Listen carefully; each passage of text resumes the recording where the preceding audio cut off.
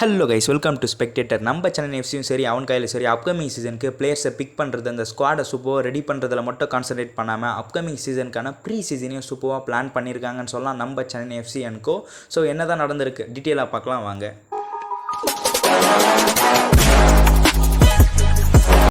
நம்ம Chennai FC upcoming season சூப்பராக prepare ஆகிட்டு வந்துட்டு இருக்காங்க. அந்த வருஷத்தில் அவங்களோட ப்ரீ சீசனை பார்த்தீங்கன்னா ஃப்ரெண்ட்லி மேட்ச் மட்டும் ப்ளே பண்ணுறோமோ இல்லையோ, பட் பந்தோட்கர் ட்ரோஃபியில் பார்த்தீங்கன்னா நம்ம சென்னை எஃப்சி ப்ளே பண்ண போகிறாங்க. பந்தோட்கர் ட்ரோஃபி பொறுத்த வரைக்கும் கோவா ஃபுட்பால் அசோசியேஷன் தான் இதை ஆர்கனைஸ் பண்ணிட்டு இருக்காங்க அப்படின்னு நம்ம சொல்லலாம். அப்கமிங்கில் பார்த்தீங்கன்னா இந்த பந்தோட்கர் ட்ரோஃபி ஆகஸ்ட் 24 செப்டம்பர் 6 வரைக்கும் நடக்க இருக்குது. அந்த வருஷத்தில் இந்த பந்தோட்கர் ட்ரோஃபியில் நம்ம சென்னை எஃப்சி இடம் பெற்றிருக்காங்க. ஆகஸ்ட் 10 பார்த்தீங்கன்னா இந்த பந்தோட்கர் ட்ரோஃபிக்கான வேலையை ஸ்டார்ட் பண்ணிட்டாங்க. அதாவது குவாலிஃபைஸ் பார்த்தீங்கன்னா நடந்துட்டு ஆகஸ்ட் 24 to செப்டம்பர் 6 தான் அஃபிஷியல் 8 கிளப்ஸ் பார்த்தீங்கன்னா போட்டி போட போகிறாங்க. இந்த 8 கிளப்ஸில் ஆல்மோஸ்ட் பார்த்தீங்கன்னா எஃப்சி கோவா, அதாவது கோவாவில் இருக்கிற முக்கியமான கிளப்ஸ், அதாவது குவாலிஃபைஸ்லேருந்து மீண்டு வந்த கிளப்ஸ் தான் ப்ளே பண்ண போகிறாங்க. அது மட்டும் இல்லாமல் ஐஎஸ்எல்ல இருந்து 2 கிளப், அதில் சென்னை எஃப்சி ஒரு கிளப், 2 கிளப் போட்டி போட போகிறாங்க. அது மட்டும் இல்லாமல் அவுட் சைட் ஆஃப் இந்தியாவிலேருந்து 2 ஃபாரின் பேஸ்டு கிளப் பார்த்தீங்கன்னா இந்த பந்தோட்கர் ட்ரோஃபியில் இடம்பெற இருக்காங்க அப்படின்னு நம்ம சொல்லலாம். கண்டிப்பாக ஒரு சூப்பர் கேமாக இருக்கும். ஸோ இந்த பந்தோட்கர் ட்ரோஃபி பொறுத்த வரைக்கும் எதுக்காக கோவா ஃபுட்பால் அசோசியேஷன் நடத்திட்டு வராங்க அப்படின்னா, பந்தோட்கர் ட்ரோஃபி பொறுத்த வரைக்கும் எஃப்சி, அதாவது கோவாவோட ஃபர்ஸ்ட் சீஃப் மினிஸ்டர் ஞாபகார்த்தமாக பார்த்தீங்கன்னா இந்த பந்தோட்கர் ட்ரோஃபியை கோவா ஃபுட்பால் அசோசியேஷன் நடத்திட்டு வராங்க. ஆல்மோஸ்ட் பார்த்தீங்கன்னா கோவாவில் இருக்கிற எல்லா அகாடமிக் கிளப்பாக இருக்கட்டும், இல்லை ஐ லீக் கிளப்பாக இருக்கட்டும், ஐ லீக் 2ஓட கிளப்பாக இருக்கட்டும், மெயின் டீமான எஃப்சி கோவா இருக்கட்டும், எல்லாருமே பார்த்தீங்கன்னா இந்த கோவா ப்ரீமியர் லீக்கில் போட்டி போடுவாங்க. அதில் டாப்பில் வந்த கிளப் பார்த்தீங்கன்னா இந்த பந்தோட்கர் ட்ரோஃபியில் இடம் பெறுவாங்க அப்படின்னு நம்ம சொல்லலாம். ஆல்மோஸ்ட் 8 to 10க்கும் மேற்பட்ட கிளப்ஸ் பார்த்தீங்கன்னா கோவாவிலேருந்து போட்டி போடுறாங்க. இந்த டாப் 4 கிளப்ஸ் தான் கிட்டத்தட்ட இந்த பந்தோட்கர் ட்ரோஃபியில் கோவாவிலேருந்து இடம் பெற போகிறாங்க. டோட்டலாக 8 கிளப் பார்த்தீங்கன்னா இடம் பெற போகிறாங்க. அந்த 8 கிளப்பில் பார்த்தீங்கன்னா 4 கிளப்ஸ் எஃப்சி கோவா, அதாவது கோவாவிலேருந்து வந்த 4 கிளப்பாக இருக்கும். மிச்ச 2 பார்த்தீங்கன்னா ஐஎஸ்எல்ல இருந்து வந்திருப்பாங்க. அண்ட் மிச்ச 2 பார்த்தீங்கன்னா ஃபாரின் பேஸ்ட் கிளப். டோட்டலாக 8 கிளப் பார்த்தீங்கன்னா இந்த பந்தோட்கர் ட்ரோஃபியில் போட்டி போட போகிறாங்க அப்படின்னு நம்ம சொல்லலாம். ஐஎஸ்எல்ல இருந்து 2 கிளப் அப்படின்னு பார்த்தீங்கன்னா நம்ம சென்னை எஃப்சி, கூடவே ஒடிசா எஃப்சியும் இடம் பெற்றிருக்காங்க அப்படின்னு நம்ம சொல்லலாம். மறுபக்கம் அந்த ஃபாரின் பேஸ்டு கிளப்பான 2 கிளப் எந்தெந்த கிளப்னா, ஆஸ்திரேலியாவோட ஏ லீக்ல இருக்க பிரிஸ்பேன் ரோர் ஃபுட்பால் கிளப் பார்த்தீங்கன்னா இதில் இடம்பெற போகிறாங்க. அண்ட் தென் அர்ஜென்டினாவோட டாப் டிவிஷன் லீகான டிஒய்ஜே கிளப் கூட பார்த்தீங்கன்னா இதில் இடம்பெற இருக்காங்க அப்படின்னு நம்ம சொல்லலாம். இதில் என்ன ரொம்ப முக்கியம்னா, இந்த 2 கிளப்போட மெயின் டீம் தான் இங்கே வந்து போட்டி போட போகிறாங்களே தவிர அவங்களோட செகண்ட் டீம், ரிசர்வ் டீம்ன்ற மாதிரி நம்ம எதிர்பார்க்க தேவையில்ல. ஸோ ஆல்மோஸ்ட் எல்லா கிளப்பும் பார்த்தீங்கன்னா அவங்களோட மெயின் டீமோட தான் இதில் போட்டி போட போகிறாங்க. இதுதான் ஒரு எக்ஸைட்மெண்ட்டை கூட ஆட் ஆன் பண்ணுது அப்படின்னு நம்ம சொல்லலாம். அந்த வருஷத்தில் மொத்தம் 2 குரூப் தான், குரூப் ஏ, குரூப் பி. ஏன்னா 8 டீம் தான் இருக்குன்னு நான் ஆல்ரெடி சொல்லியிருப்பேன். குரூப் பியில் பார்த்தீங்கன்னா சென்னை எஃப்சி, ஒடிசா எஃப்சி, சர்ச்சில் பிரதர்ஸ் அண்ட் அர்ஜென்டினியன் கிளப்பான டிஒய்ஜே இருக்காங்க அப்படின்னு நம்ம சொல்லலாம். குரூப் ஏ பொறுத்த வரைக்கும் FC Goa, Brisbane roar FC ஆஸ்திரேலியாவை சேர்ந்த club, and tempo sporting club, and then இன்னும் ஒரு கிளப் பார்த்தீங்கன்னா குவாலிஃபைஸ்லேருந்து சூஸ் பண்ணுவாங்க. டோட்டலாக 8 கிளப் 4-4ன்ற மாதிரி 2 குரூப்பை பிரிச்சிருக்காங்க அப்படின்னு நம்ம சொல்லலாம். ஸோ டோட்டலாக கோவாலேருந்து 4 கிளப் அண்ட் ஃபாரின்லேருந்து 2, ஐஎஸ்எல்லேருந்து 2 கிளப், டோட்டலாக 8 டீம் போட்டி போட போகிறாங்க. இதில் என்ன முக்கியம்னா, நம்ம சென்னை எஃப்சியோட குரூப் பியில் பார்த்தீங்கன்னா ஒடிசா எஃப்சி அண்ட் சர்ச்சில் பிரதர்ஸ் இருக்காங்க. அது மட்டும் இல்லாமல் அர்ஜென்டினியன் கிளப்பான டிஒய்ஜே இருக்காங்க. இந்த 3 கிளப்பை பார்த்தீங்கன்னா நம்ம எதிர்கொள்ள போகிறோம்.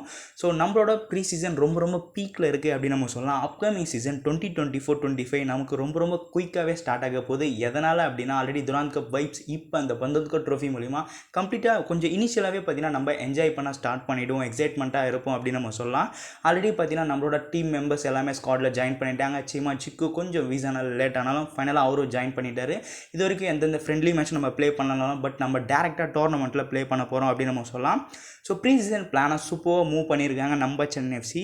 ஸோ பந்தோட்கர் ட்ரோஃபியில் நம்ம ஐஎஸ்எல் அண்ட் ஐ லீக் கிளப்பை மட்டும் எதிர்கொள்ள போகிறதில்ல, against top division club, foreign based கிளப்பான கூட பார்த்தீங்கன்னா நம்ம எதிர்கொள்ள போகிறோம். இது ஒரு சூப்பர் ஆடட் அட்வான்டேஜ்னே சொல்லலாம். ஸோ ஐஎஸ்எல் ஐ லீக் கிளப்புக்கிட்ட மட்டும் போட்டி போடாமல் டாப் ஃபாரின் கிளப்ஸ் எதிராக ப்ளே பண்ணுறது ரொம்ப ஒரு சூப்பர் அட்வான்டேஜ்.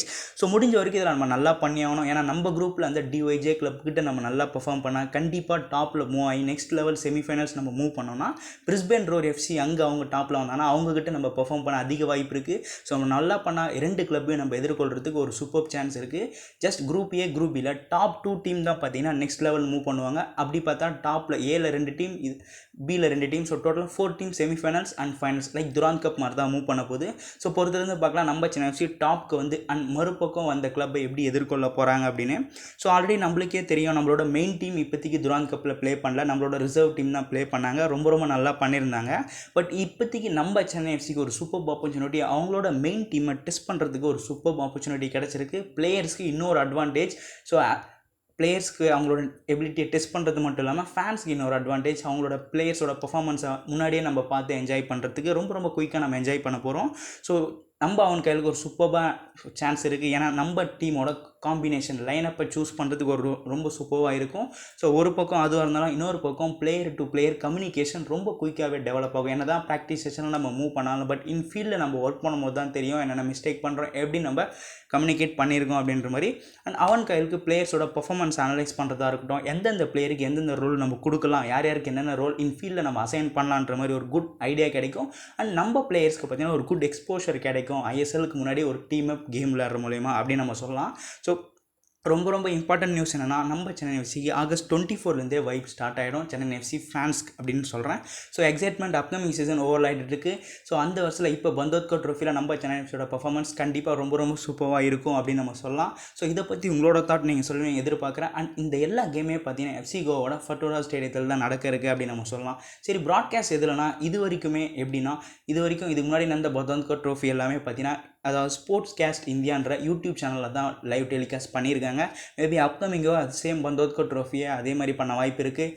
இல்லை கொஞ்சம் வியூவர்ஷிப்ன்ற மாதிரி மூவ் பண்ணால் ஆல்ரெடி அவங்க ஃபேன் கோடோட டைப்பில் இருக்காங்க, மேபி ஃபேன் கோடில் பார்க்க கூட அதிக வாய்ப்பு இருக்குது. ஸோ எதாக இருந்தாலும் நான் அப்கமிங் கிட்ட வந்த பிறகு நான் உங்களுக்கு அப்டேட் பண்ணுறேன். அண்ட் ஃபிக்சர்ஸ் டைமிங்கை இது வரைக்கும் எதுவும் அப்டேட் பண்ணல. ஏன்னா இன்னும் ஒரு டீம் பார்த்தீங்கன்னா அந்த ப்ரீமியர் லீக்லேருந்து குவாலிஃபை ஆகாத காரணத்தினால எந்தெந்த டீமுக்கு எப்போ மேட்ச், ஸோ அதெல்லாம் இன்னும் தெரியல. பட் ஆகஸ்ட் 24 செப்டம்பர் 6 வரைக்கும் இந்த டோர்னமெண்ட் நடந்து முடிக்கும். அது முடிஞ்ச கையோடய பார்த்தீங்கன்னா ஆல்மோஸ்ட் ஒரு 6 to 7 டேஸில் ஐஎஸ்எல்ஓ ஸ்டார்ட் ஆகிடும். ஸோ எக்ஸைட்மெண்ட் நம்மளுக்கு கீப் ஆன் இருக்கும் அப்படின்னு நம்ம சொல்லலாம். ஸோ டாப் 2 டீம்ஸ் தான் மூவ் பண்ணுவாங்க. ஸோ சென்னை எஃப்சி கண்டிப்பாக அதுக்கேற்ற மாதிரி தான் ப்ரிப்பேர் ஆகிட்டு வருவாங்க. ஆல்மோஸ்ட் ஃபுல் ஸ்குவாடோட தான் நம்ம கிளம்ப இறங்குறோம். மேபி எதனா ஒரு சைனிங் பண்ணால் அதுக்கப்புறம் டீமில் ஆட் ஆன் பண்ண வாய்ப்பு இருக்குது. ஸோ Bandodkar trophy and Chennai FC move பண்ணுறதை பற்றி உங்களோட தாட் நீங்கள் சொல்லுவீங்க எதிர்பார்க்குறேன். Let's go Indian football.